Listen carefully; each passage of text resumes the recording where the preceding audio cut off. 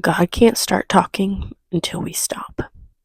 Today, I got to the end of Job's dialogue, the end of his plea, not understanding what on earth is going on in his life, but how he holds fast to who he knows he is in Christ.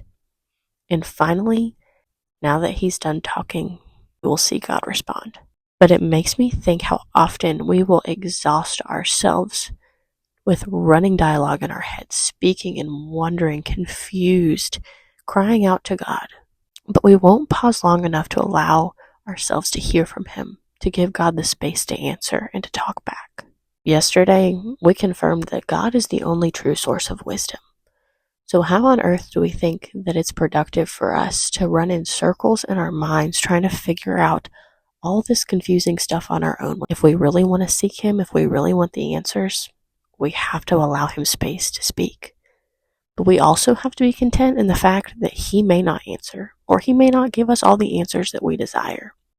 And as we see Job hold on to his identity, the only thing that he probably really feels like he has left, his integrity, who he knew he was, it reminds me of how important it is for us to know who we are in Christ. When everything else is stripped away from us, the one thing we can cling to is who we are, who He has made us to be, and who He is. So no matter what kind of trial you're walking through right now, remember that we have to give God space to speak.